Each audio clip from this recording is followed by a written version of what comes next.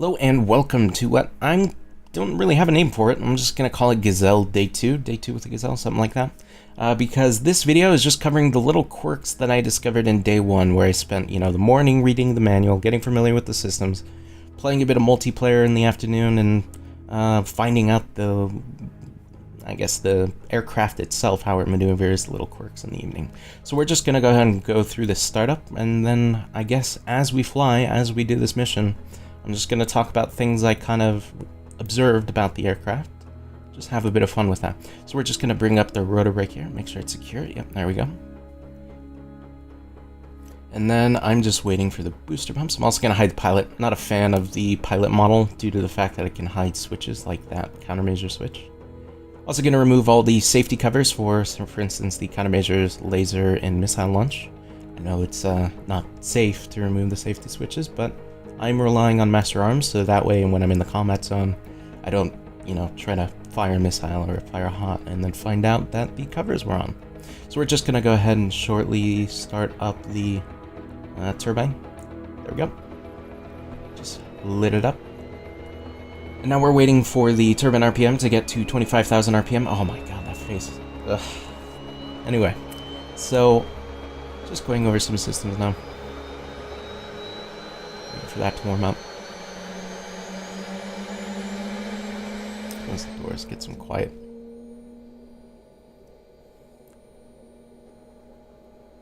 Right, just waiting for that. It looks like it's stabilized. What I have actually have the fuel flow on a rotary on my X55 throttle. And what I'm doing is I'm just bringing it up slowly, trying to get that turbine RPM somewhere around 30 to 32,000 RPM. And then as soon as I have it around that range, we're going to wait for the rotor RPM to synchronize with the turbine RPM. And we're just waiting for that to move. Just going to go over some other switches in the meantime. Trim, pitot heat.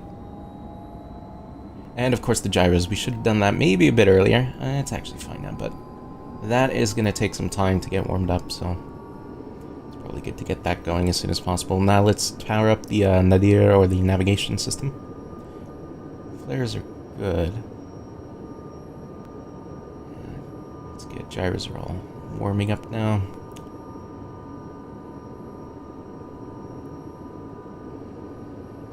And I guess we can go ahead and maybe warm up the stabilization systems, autopilot systems.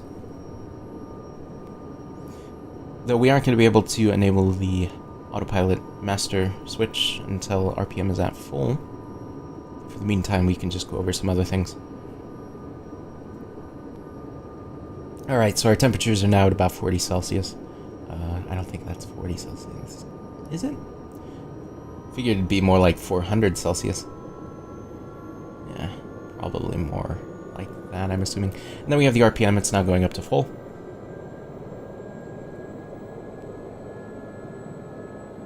Now we can turn on that master autopilot. And now we're just waiting for the gyros to warm up because we still have that error on the nadir navigation system.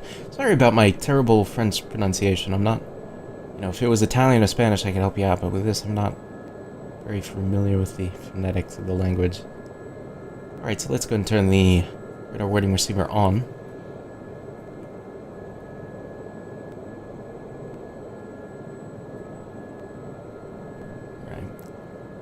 So we probably uncage the attitude indicator as it wobbles. Now we can also get the standby attitude indicator here. Just uncage the standby attitude indicator. Okay, it's all good.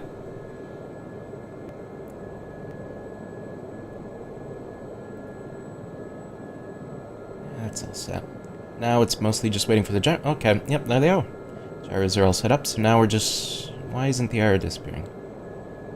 Does that need a little bit of extra time, or...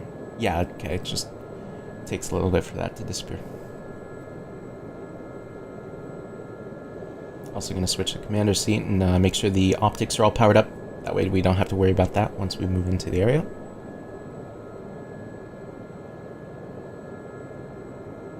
Set that to jour.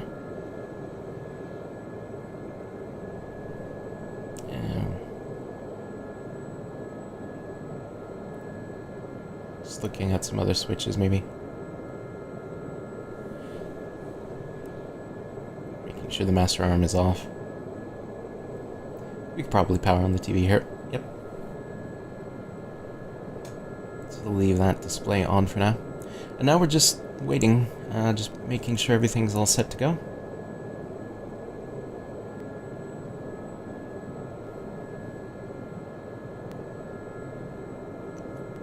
Alright, there we go. We have the sand filter enabled now.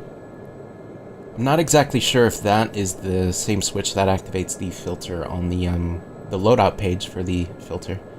I'm assuming it is, but nonetheless, we are in Nevada, so we might as well have that powered up. Yeah, switch to waypoint 2. That is the target's rough location, and you can see that the compass is... It should be pointing toward it. Yep, it should be.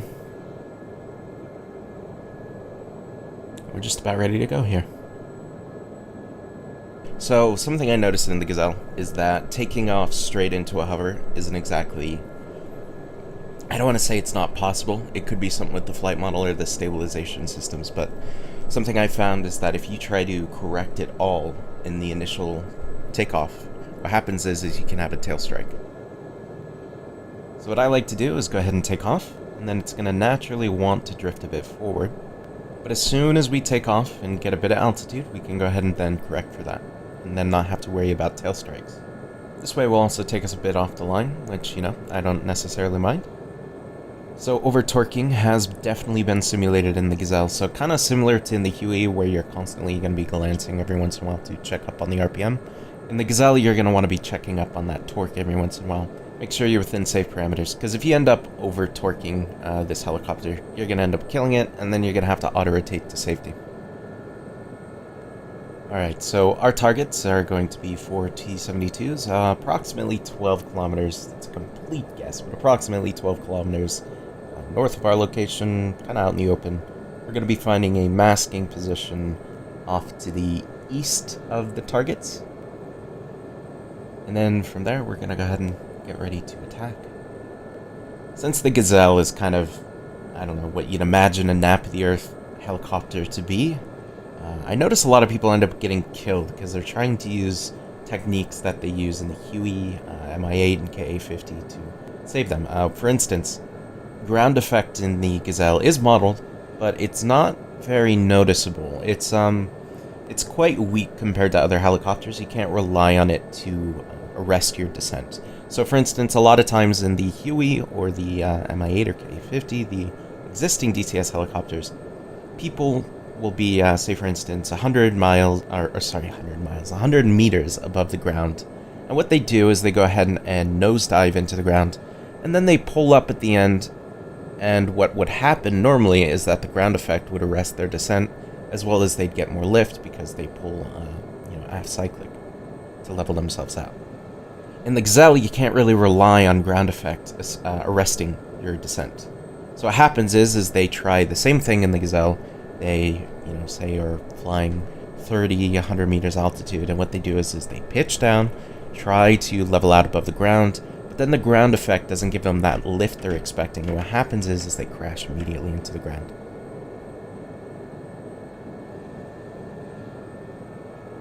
I also found that when you're in nap-of-the-earth flight, you're probably better off using the cyclic for, altitude management, rather than using the collective. I noticed that when you're in low-level flight, you really don't want to mess with the collective a whole bunch, because just a minor adjustment and you can really kill your vertical speed, which is not a good idea when you're, flying very low to the ground. So I've actually found success using the cyclic for managing altitude. And that probably goes with the acrobatic nature of the helicopter and how agile and, I guess, reliable the main rotor system can be. Definitely goes against what my instincts would be at the Huey.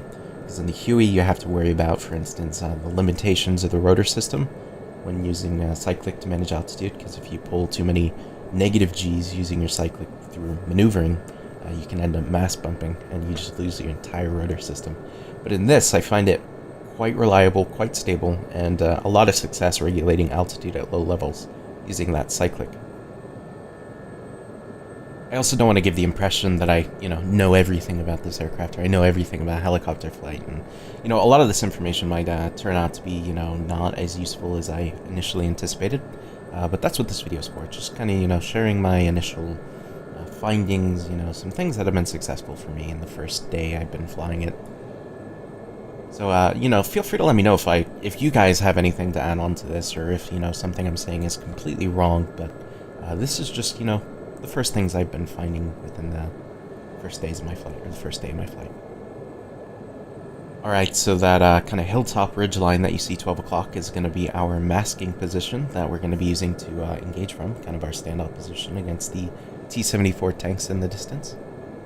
You also need to be careful when transitioning into a hover in the Gazelle, and the reason why is because of the pre-mentioned ground effect being a bit weak. So it's not going to support you as much as you would like when transitioning into a hover or when you're in a hover. But you also need to be careful because there's not a whole bunch of visual cues when you're leaving that translational lift, when you lose translational lift. So what happens is that sometimes it can catch people off guard, they can enter VRS, and, bad things happen. So try to keep an eye on that vertical speed indicator when you're transitioning into a hover.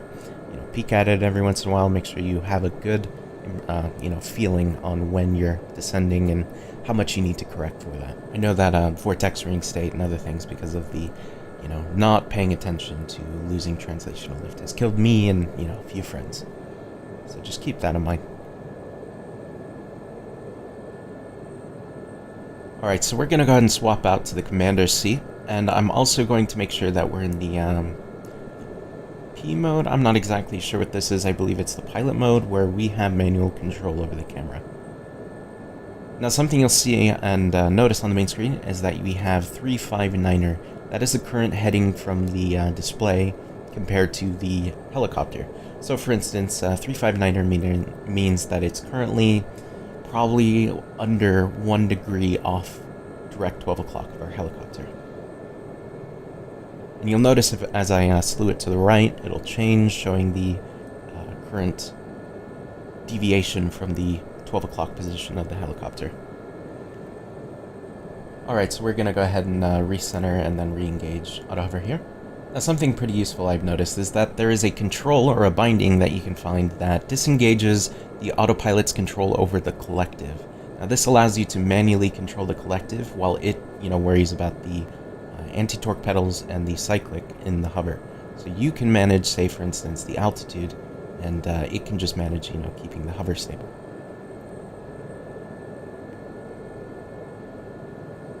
Now, something that is useful about this is that you can engage the auto hover below your masking cover, and then you can go ahead and disengage it, raise altitude, and then immediately re-engage the collective lock. And the reason why you want to re-engage it is so that when you're exposed, you have one less thing to worry about, which is your vertical speed. You don't have to worry about managing your collective to stay within that stable hover. You can put more of your attention into the targets, the targets on the display, and making sure you're scanning for potential threats. Now you can see a T-72 on the targeting screen, and you can also see that their guns are starting to slave toward us. And that is not good. They definitely have spotted us, so what we're going to do is we're going to disengage the auto hover, we're going to get translational lift, and the reason why we're getting translational lift is so we can descend faster. We don't have to worry too much about settling with power and crashing to the ground. It's very important that if you have the room for it, that you disengage the auto hover, get that translational lift, and then you start descending, because you can descend and get out of the area faster and remask faster, because you're not constrained to a slow, 5 meter a second descent. So we're going to go ahead and reline up. Now the Gazelle, at its 4,300 meter maximum Hot 3 range, it's very close to the targets, and you're actually within the weapon system's range for a lot of different ground enemies. So you need to be extremely careful. It's not a very safe distance to be engaging from. So what we need to do is make sure every weapon system, everything is good to go before we unmask. We need to limit the amount of time we're exposed. And as soon as that Hot 3 missile hits the target, then we immediately mask. It doesn't matter if it's a hit, doesn't matter if it's not a hit. We just don't have the time to get that BDA, so we want to immediately get back into that masking position. Alright, so what we're going to do now is we're going to go ahead and just make sure everything's all ready to go before we unmask. I'm going to make sure an active pylon is selected. And you're just going to want to make sure everything's all set, ready to go. Make sure you're ready to get eyes on target immediately once we unmask. Because once again, we only have maybe 10 seconds, or 10 to 15 seconds that we can engage before we've been made, before we start taking incoming. Alright, so right now I'm going to go ahead and disengage the collective lock and go ahead and start raising my altitude. And then as soon as I see them, I'm just going to re-engage it and we're all good.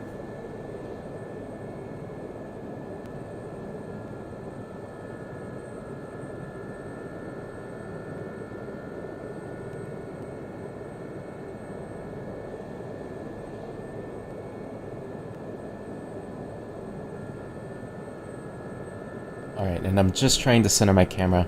Also, it's advised that you use the Slave 2 mode. It just, gets you right on target. You don't have to worry about aligning as much. And then, of course, I'm going to laser range them and then rifle. And we're just going to wait for this to head on into the target. And as soon as it impacts, we're going to disengage auto hover and immediately remask. And disengage, remask.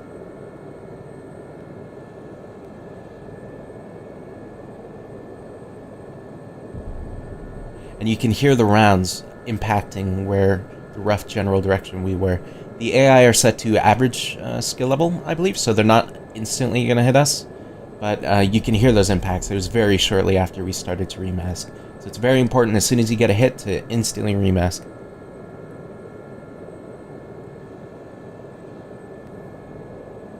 Alright, so we're going to stabilize here. Something I've found, now I don't know the inner workings of how the mechanics of AI detecting you work, but I noticed that it's more important against AI for the wait time before you unmask, rather than the relocation distance. Though relocation distance, I'm sure, is still a factor. I also recommend with the auto hover to not remove your anti-torque pedals from where they originally were if you can.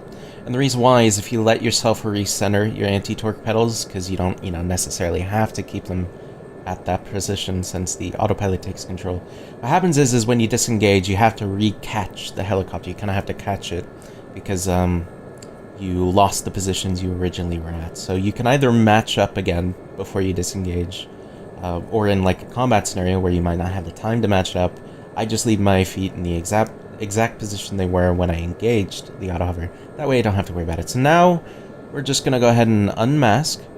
And we're just, as soon as I get eyes on a target, I'm just going to re-engage that collective lock. Nice little peek over the top. And then we're just going to sight in on the target and then rifle. And as soon as it hits, we're going to remask, same as before.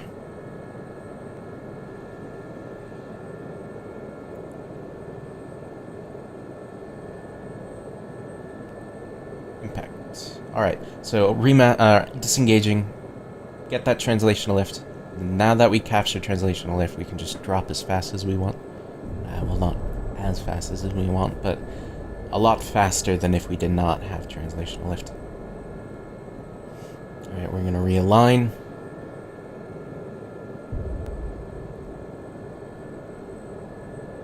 Just moving back in and re-engage a hover, and we're just going to continue doing exactly what we've been doing. I'm actually going to go ahead and relocate.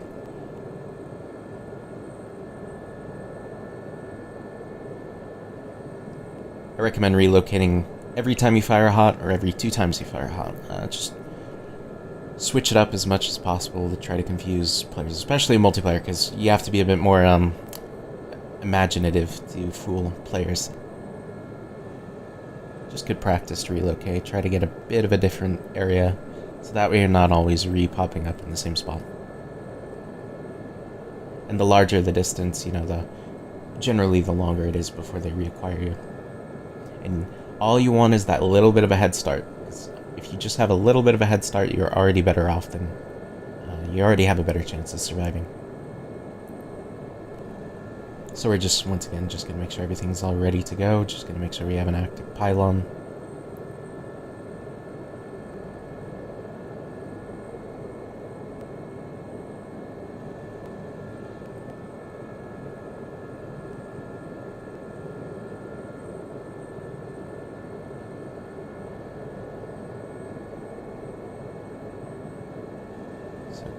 wait. As soon as we see a little glimmer of the smoke piles, we're just going to re-engage that lock. Alright, looks like we have clearance. Or enough clearance to engage. Got him set it up, laced. Rifle.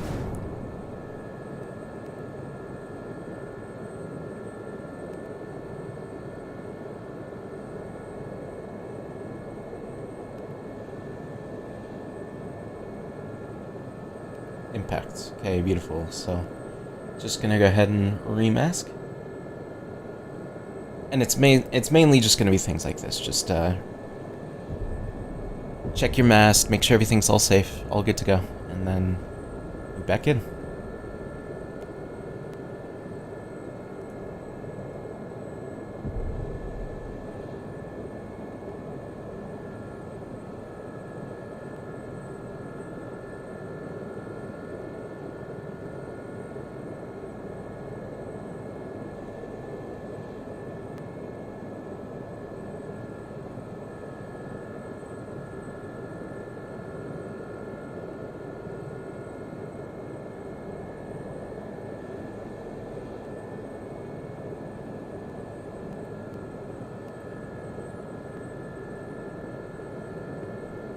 Just make sure the auto hover is all set, good to go, and let's go ahead and raise up. Same as before, once we see him, engage lock. Not sure where that other one is. I have no clue where he is. Did he disappear on me? I'm wondering if he ran away. Check flare. It's not easy to see because there's all the cacti also show up in thermals, which is confusing. Wait, I think I see something behind the smoke pile. It's too late. Let's go ahead and remask. It's probably better to just give ourselves some more time with a remask than continue being exposed for too long. Yep, and there's the impact. So if we would have stayed for much longer, would have been toast.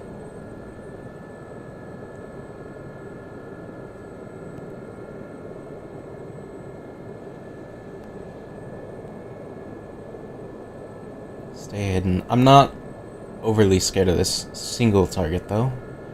I'm still gonna wait it out a little bit, but I'm sure we could re-engage a bit faster. Since he's all alone, he doesn't have any support.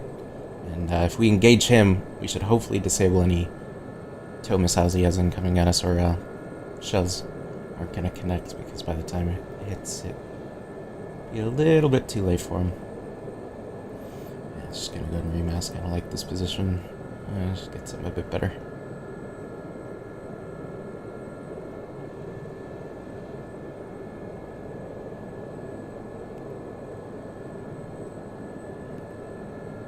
Just recentering the camera. It likes to stick if you're very close to terrain in front of you. It likes to stick to the terrain nonetheless, even if you do center to bore sight. I don't even think that's a bore sight, but you know what I mean. Center's 12 o'clock of the helicopter. So we've re-engaged hover, making sure our power lanes are active. Let's go ahead and disengage, unmask. So I'm just going to check behind the smoke pile. I think I definitely saw him behind there. So, yep. Alright, eyes on.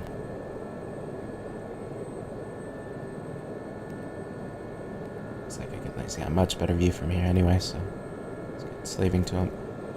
Powerful.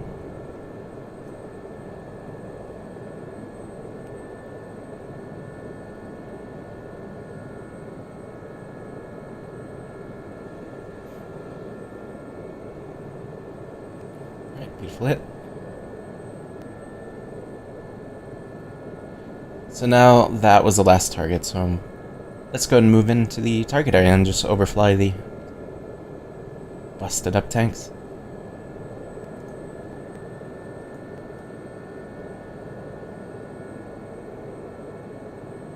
Alright, there's actually some nice damage, some good attacks. Not one wasted hot missile, so that's definitely a good strike, good mission.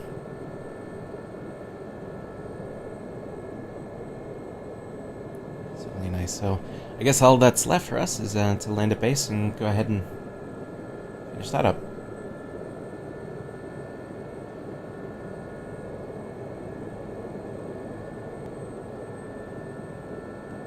Alright, so that was definitely a fun flight. Hopefully hopefully I didn't completely waste your guys' time. Hopefully it was a bit entertaining to see kind of what I've been through on the first days and kind of what I've figured out. Loving this helicopter so far. My only complaints have been with the stabilization system. Something I tried to disable them completely, and it doesn't feel like it's completely disabled. But outside of that, it's a really fun helicopter. Probably going to be spending most of the week getting used to the systems and getting ready for that campaign in the Gazelle. Not as complicated as I was expecting, which is not a bad thing. I've been enjoying it. And definitely going to be doing some multiplayer with this. This is actually the first helicopter I'm like, yeah, this could be interesting in multiplayer, especially with that RWR, and I don't know, just something about it just feels refreshing, and it's not often we get new helicopters, but I'm going to try to set this down. Just being a bit careful. Okay, yeah. This thing still need a bit of practice with that, and especially that landing felt really rough. I think it might be as well because there's no real suspension on this, animated suspension, so just that impact feels extra terrible. But yeah, thank you guys for tuning in. Hopefully I didn't waste all your guys' time, and hopefully it was quite entertaining. I'm still going to be doing a lot of learning in the Gazelle, and thank you guys for tuning in. Feel free to check out my other videos, and in the meantime, see you in the next one.